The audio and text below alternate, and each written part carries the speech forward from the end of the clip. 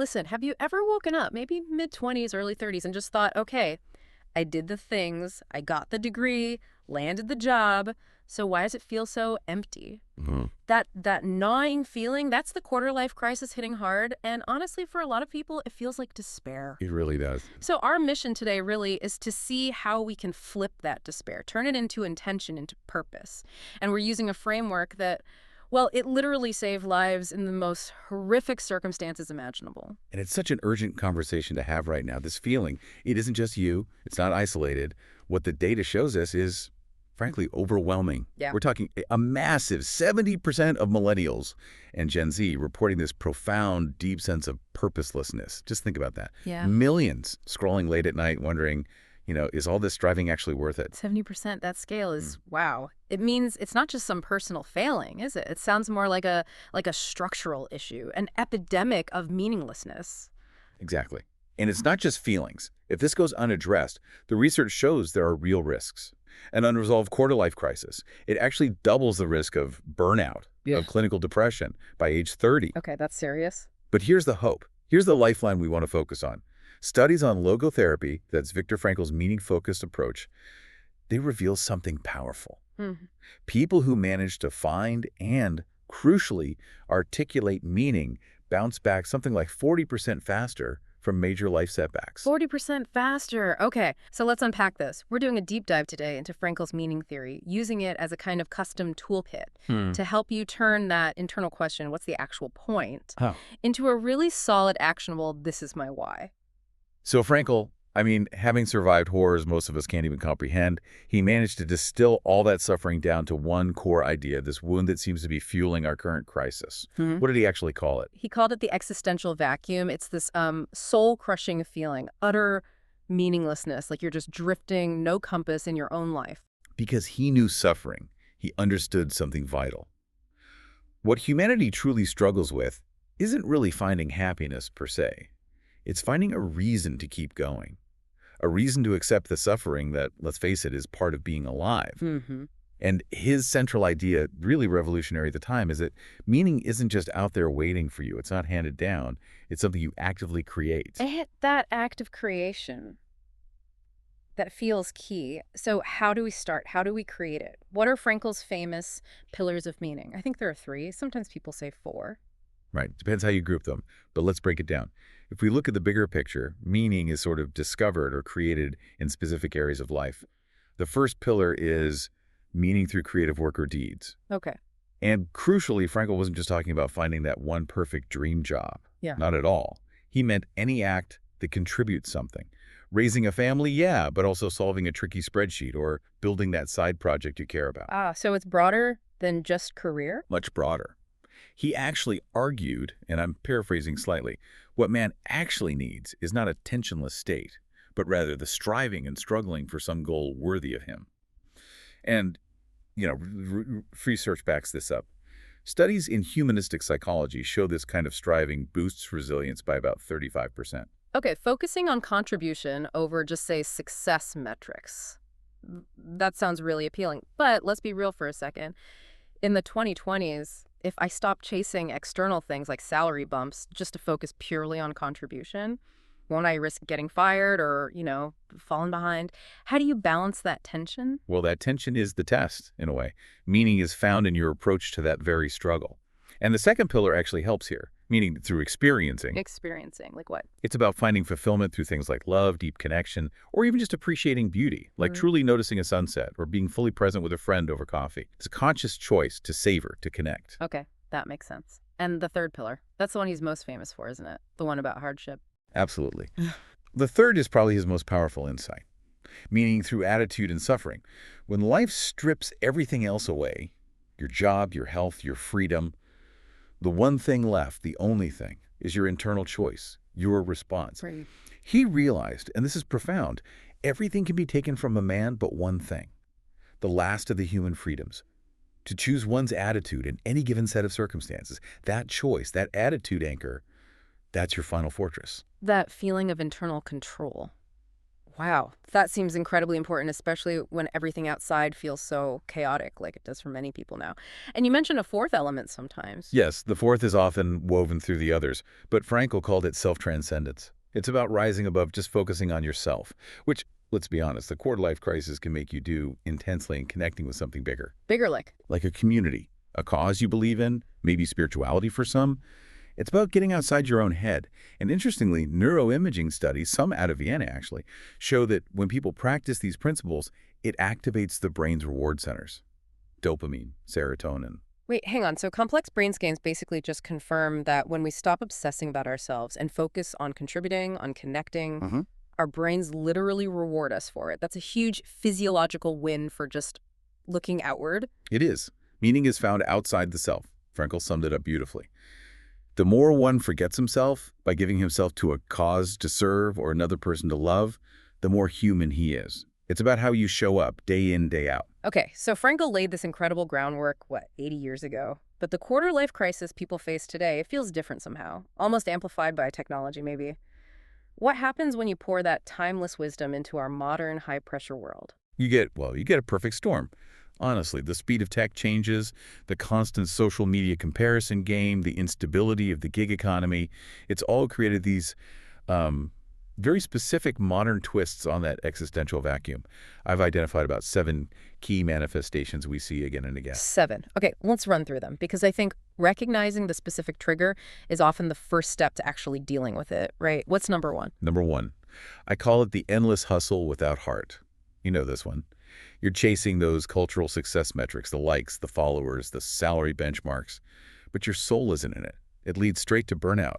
It's like being a hamster on a wheel, but the wheel is in a glass cage, so everyone sees you spinning, but inside you feel hollow. Yeah, I recognize that. Okay, number 2. Second, and this one is truly debilitating for many, decision paralysis. You've got infinite apps, countless potential career paths, algorithm-driven job boards showing you everything. The sheer volume of choice, combined with the fear of picking wrong, it makes commitment feel terrifying. So people freeze. They get stuck, convinced they've already wasted their best years. Oh, absolutely, the paradox of choice. What's third? Third is that terrible irony of isolation in a connected world. We're constantly Zooming, DMing, texting, but where are the deep real-world bonds? They feel rarer, don't they? They do. And Harvard studies actually link this feeling of being unseen, of being isolated despite all the connecting, to a 25% spike in loneliness-driven purposelessness.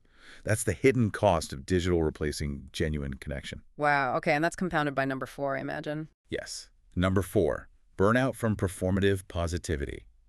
This is faking joy, faking success, especially for social media's demanding hustle culture. You're posting the smiling selfies while maybe hating how you feel inside. That disconnect, feeling like a fraud living someone else's filtered life, is exhausting. Completely. Okay, 5th. Fifth, we're seeing a lot more eco-anxiety and global overwhelm.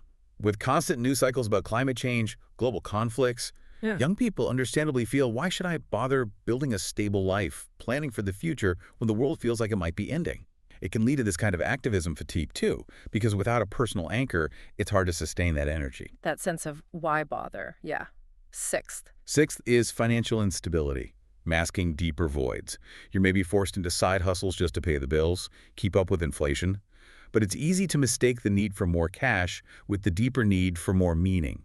The real emptiness isn't just the bank account. It's often a lack of feeling like your work contributes something lasting, a sense of legacy. Right, confusing the symptom with the cause. And finally, number 7. And seventh, identity flux from fluid norms.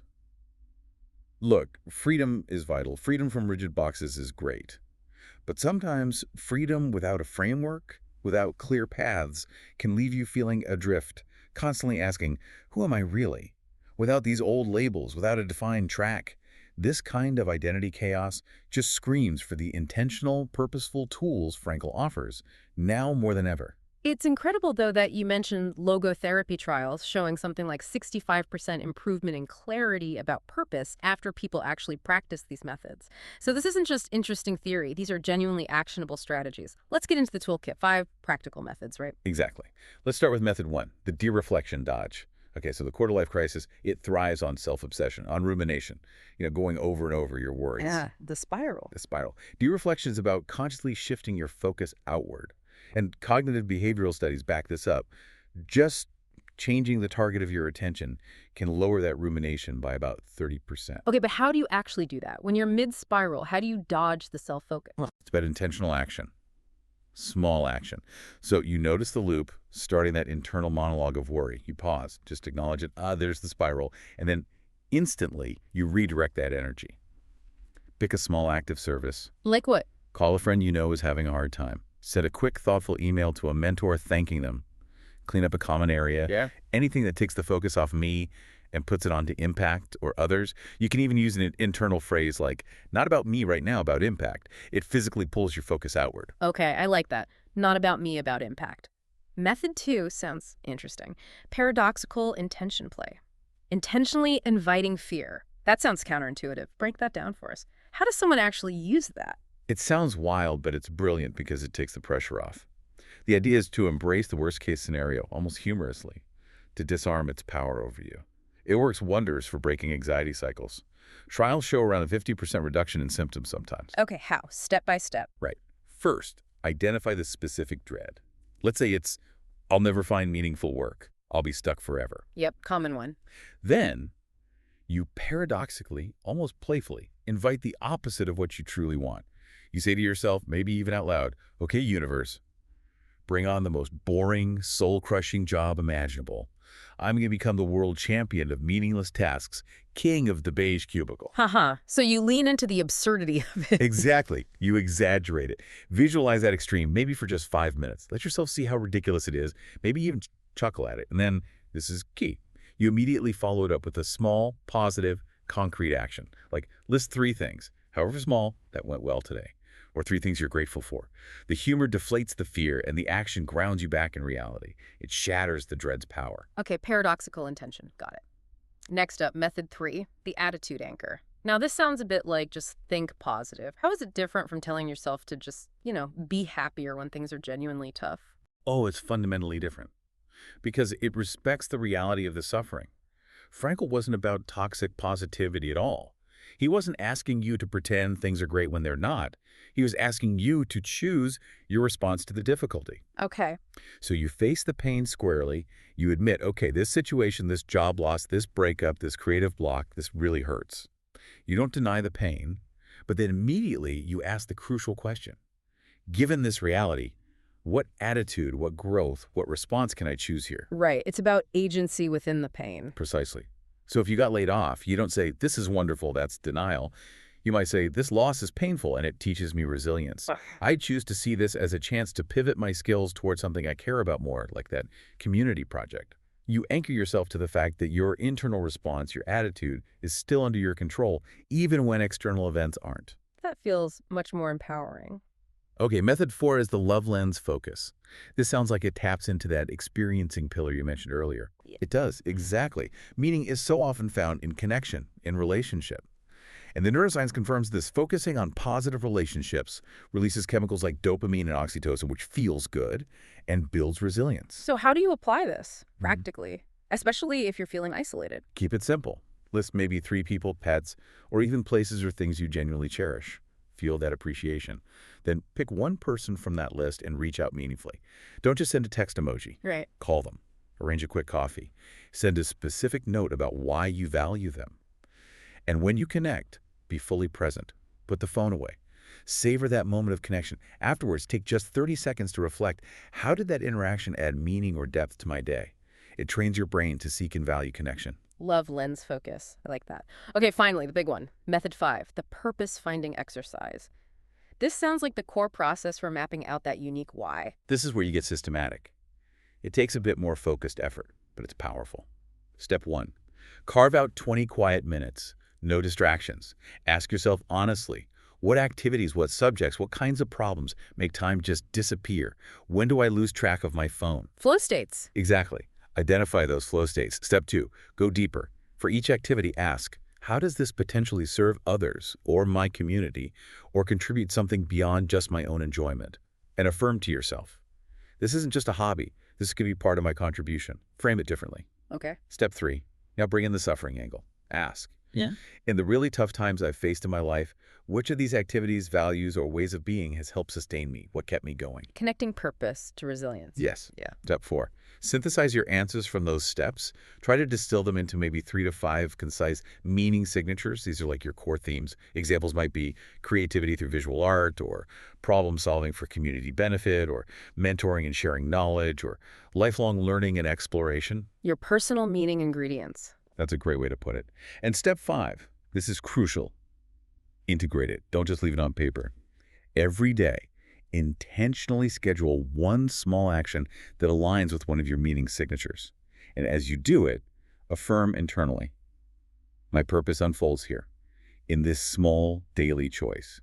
Okay, that's a lot to take in. 5 powerful methods. If you're listening and maybe feeling a bit overwhelmed, the key thing is just start with one. Pick one method that resonates. Try it tonight or tomorrow. It's about motion, isn't it? Not about getting it perfect right away. The choice to start is yours right now. Absolutely. And that leads to a really crucial point. Meaning isn't usually some big, sudden lightning bolt revelation. It's something you build gradually, like strengthening a muscle. It emerges through consistent practice. It doesn't just explode into being. That takes the pressure off. It should. And importantly, if you're finding these feelings, this emptiness or anxiety, are really overwhelming the practical tools, please remember that seeking professional help, like therapy, is a sign of strength. It can provide essential support as you do this work. Definitely. Okay, we've put together 3 resources we think could be really helpful for you to continue this deep dive on your own. Yes. First, obviously, Frankl's essential book, Man's Search for Meaning. If you're short on time, read chapters 3 and 4. First, they offer immediate, profound clarity on attitude and suffering. A classic for a reason. Truly. Second, check out the Logotherapy Institute website. That's logotherapy.org. They have free practical tools, articles, and insights from certified professionals in this field. Really useful stuff. Great. Logotherapy.org. And the third? Third, for great modern perspective, especially if you feel pulled in many directions, watch the TED Talk by Emily Wapnick called Why Some of Us Don't Have One True Calling.